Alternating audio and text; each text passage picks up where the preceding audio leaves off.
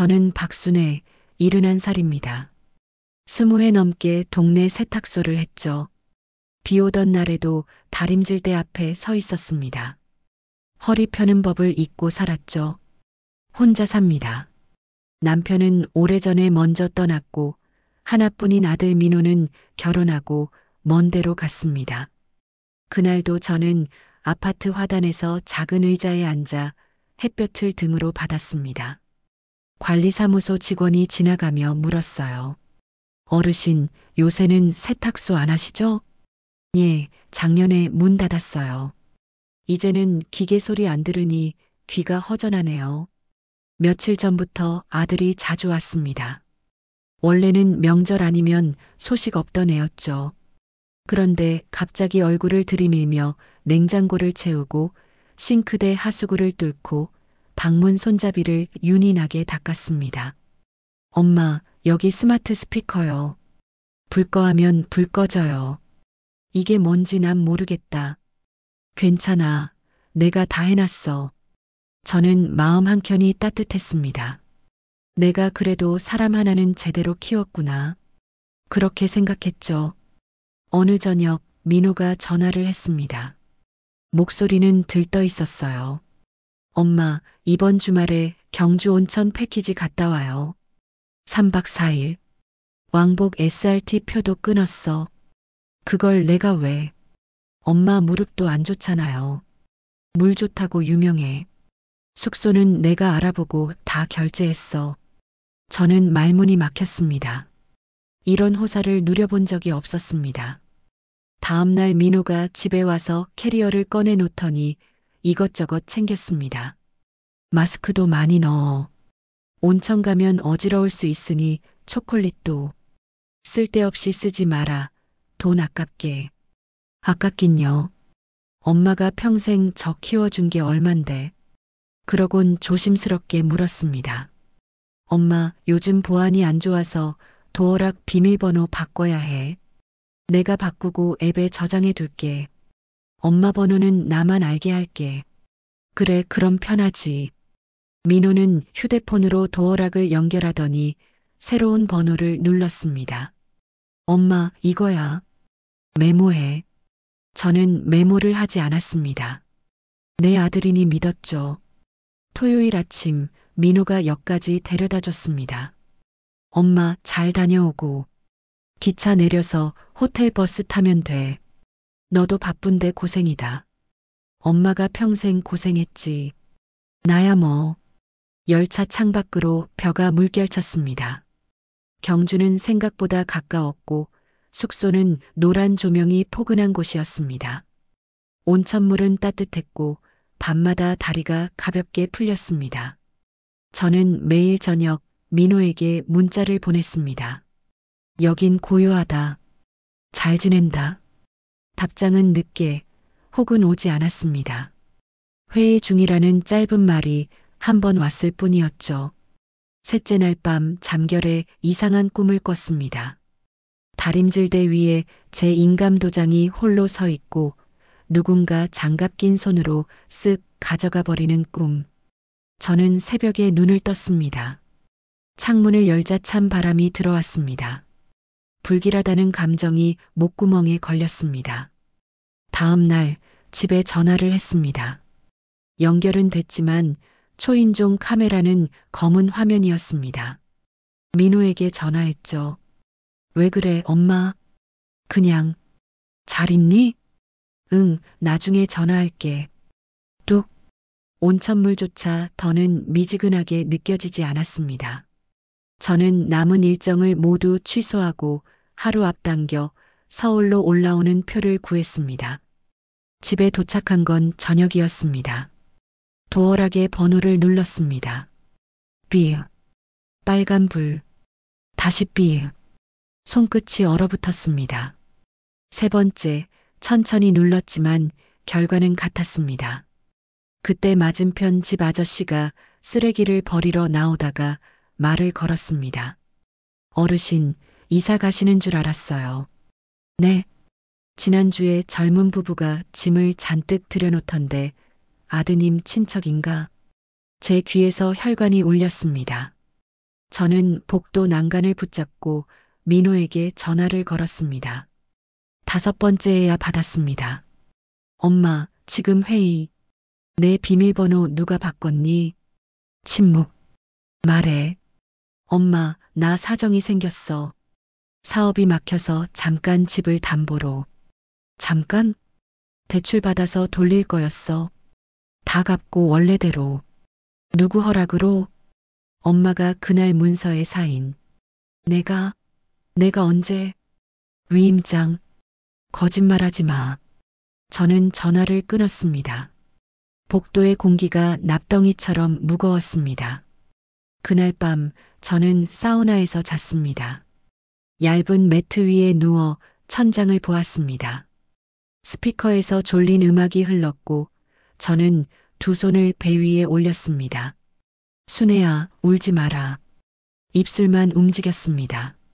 아침이 밝자마자 주민센터로 갔습니다. 민원 창구 직원이 제 말을 듣더니 번호를 적어줬습니다. 어르신, 대한법률구조공단에 연락하세요. 전화를 걸었습니다. 수화기 너머 젊은 여자 목소리가 차분했습니다. 내일 오전에 오실 수 있을까요? 다음 날 저는 변호사 정유미를 만났습니다. 어르신, 우선 등기부등본부터 떼보시죠. 어디서 떼요? 바로 근처 등기소요. 주소 적어드릴게요. 등기소 민원실에서 푸른 표지의 서류를 받아들었습니다. 줄글 사이에 굵은 글씨가 보였습니다. 근저당권 설정, 채권 최고액 2억 2천. 채무자는 박민호. 아이고. 의자가 뒤로 살짝 밀렸습니다. 직원이 물컵을 건넸습니다. 서류를 들고 다시 법률구조공단으로 갔을 때 변호사는 서류를 훑어보며 말했습니다. 위임장이 첨부되어 있는데 전자서명이네요. 어르신이 휴대폰 PASS로 동의하셨다고 되어 있어요. 저는 그런 거 모릅니다. 그럼 누군가 어르신 휴대폰을 잠깐이라도 쥐고 있었거나 본인 확인 수단을 도용한 겁니다. 그날 아들이 도어락 바꿔준다며 제 폰을 잠깐. 변호사는 고개를 끄덕였습니다. 형사 고소와 근저당 말소 소송을 같이 가야 해요. 내 아들입니다. 알아요. 그래도 권리는 지키셔야 해요. 저는 사인했습니다. 떨리던 펜촉이 종이에 찍히며 삭, 삭 소리를 냈습니다. 경찰서에서 진술을 하는 동안 형사가 묻습니다. 박민호 씨에게 구두로라도 허락하신 적 있습니까? 없습니다. 휴대전화 비밀번호는 가족도 모르게 하셔야 합니다. 이젠 압니다. 며칠 후 경찰은 은행 거래 내역과 등기 접수 영상을 확보했고 사건은 검찰로 넘어갔습니다. 그 사이 저는 사우나 캐비닛에 캐리어를 넣어두고 지냈습니다. 하루에 한 번 거울 앞에 섰습니다. 순애야, 오늘도 버텨라. 거울 속에 저는 볼이 꺼졌지만 눈동자는 또렷했습니다. 첫 공판 날 저는 방청석에 앉았습니다. 민호가 들어왔습니다. 예전엔 검은 머리 반듯하던 애였는데 옆머리가 비어 있었습니다. 저를 보더니 입술을 깨물었습니다. 판사가 묻습니다. 피고인 공소 사실을 인정합니까? 민호의 변호사가 일어났습니다. 어머니의 동의를 받았고 전액 변제 예정이었습니다. 검사가 서류철을 펼쳤습니다. 피해자가 온천 여행 중인 시각에 접수된 등기, 피해자 휴대전화로 된 본인 인증 기록, 피고인의 회사 계좌로 흘러간 자금. 계획적입니다. 증인으로 맞은편 아저씨가 나와 증언했습니다. 젊은 부부가 며칠을 오르내리며 물건을 들였어요. 할머니는 안 보였고 판사가 제게 묻습니다. 피해자 진술 있으십니까? 저는 자리에서 일어났습니다. 저는 세탁기 앞에서 평생 살았습니다. 수증기가 올라와도 다림선을 곧게 냈습니다. 아들은 그걸 보고 컸고요. 저를 생각했다면 말을 했어야죠. 도장을 훔치듯 클릭하지 말고 말을요. 제 목소리는 떨리지 않았습니다. 판결은 한 달 뒤에 나왔습니다. 피고인 박민호에게 징역 1년 6월에 집행유예 2년, 사회봉사 180시간을 선고한다. 또한 피고인은 근저당권 말소에 협력하고 피해자에게 손해를 배상하라. 법정을 나오는 길 변호사가 제 손을 꼭 잡았습니다.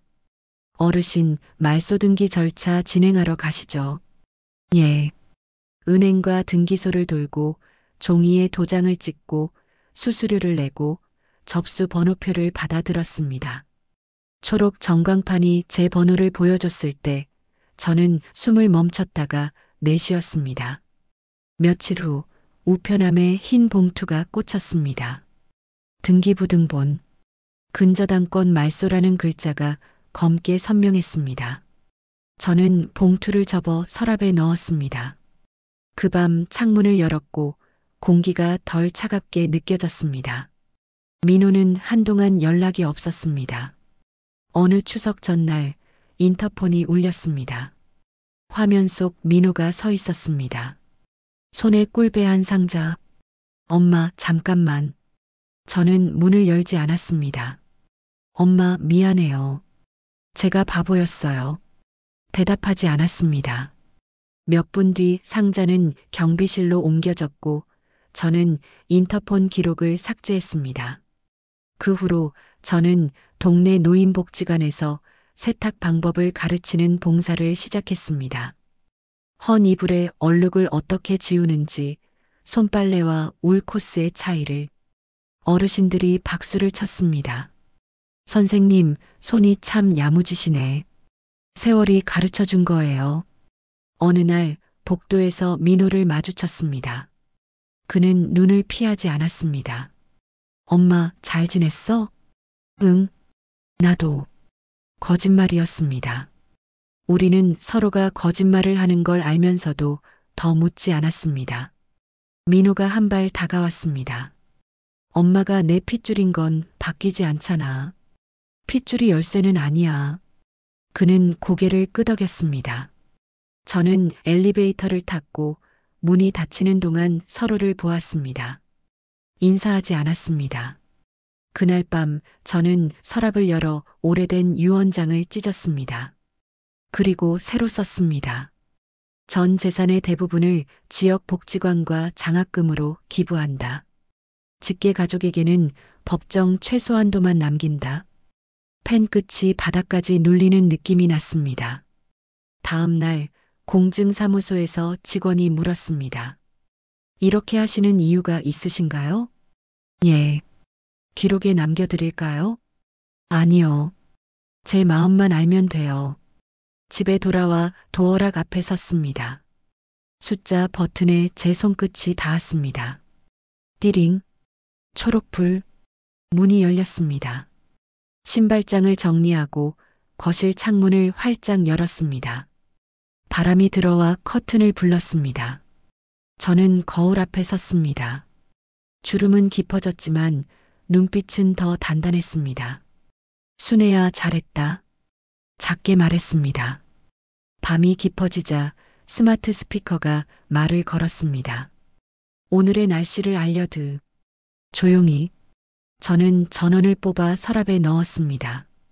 그리고 열쇠고리를 손에 쥐었습니다. 차갑고 분명한 무게.